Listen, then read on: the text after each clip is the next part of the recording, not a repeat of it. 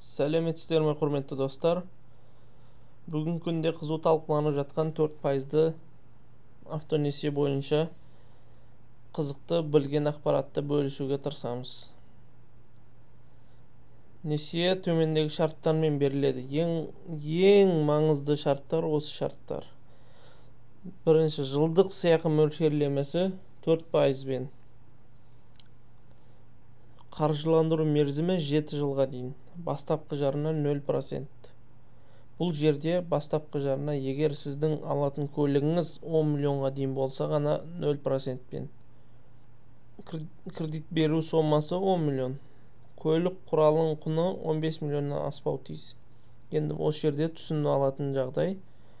Мысалы, сіз 10 миллиондық көлік алатын болсаңыз 0% ақша құясыз. Егер 12 миллиондық көлік алатын болсаңыз 2 миллион первоначальный құясыз. Тағы да сіздің көлігіңіз 15 миллионнан аспау тиіс. Егер 15 миллиондық көлік алатын болсаңыз 5 миллион первоначальный құйып 10 миллионды кредитке аласыз. Енді қанша кісі мұндай жеңілдікпен автокөлік ала алады?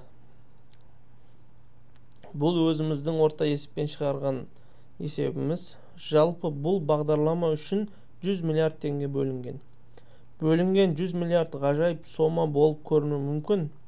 Алайда бір қазақстандыққа орта есеппен 10 миллион теңге бөлінетін ескерсек, бұл бағдарлама 10 мыңға жуық көлікке ғана жетеді.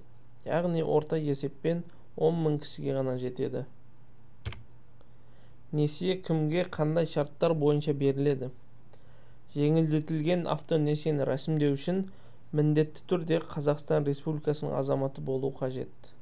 Және клиенттің жасы 21-ден асқан болу керек. Тағы да тұрақты айлық табысы міндетті түрде расталуы қажет. Ол официально пенсионный жүрген болу қажет. Әрбір екінші деңгейлі банк өз клиентін жеке қарайтын білген дұрыс.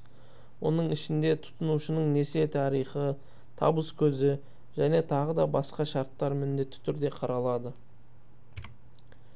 Бағдарламаға қатысу үшін төмендегі шарттарды орындау қажет. Тұтынушы ең алдымен дилер автоорталығына жүгініп, отандық өндіріс автокөлігін таңдайды. Бірінші сіз көлігіңізді таңдап аласыз, өзіңізге қажетті. Кейін дилер автоорталығының өкілдері қарыз алушыға қолданылуы мерзімі 5 банктік күннен аспайтын ВИН-код міндетті түрде көрсете отырып, төлем шот береді. Шотын оплату береді сізге.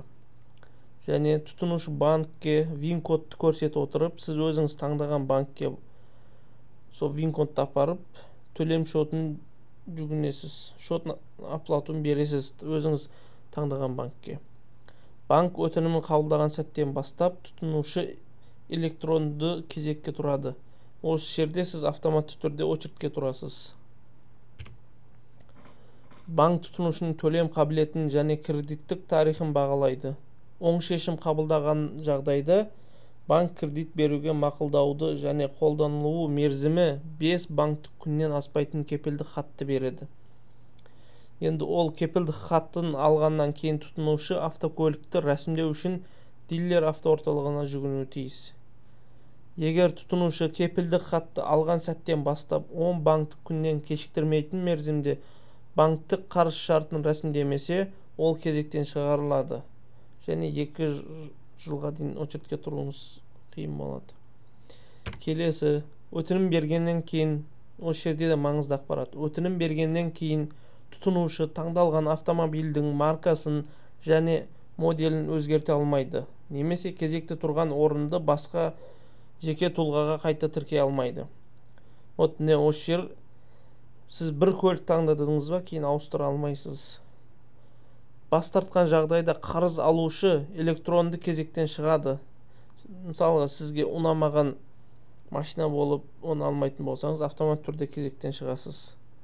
Және оның орнына жаңа қатысушылар қосылады. Сіздің орныңызға уже адам қойылып кетеді. Бағдарламаға бір тұтынушы 2 жылда бір рет қатыса алады.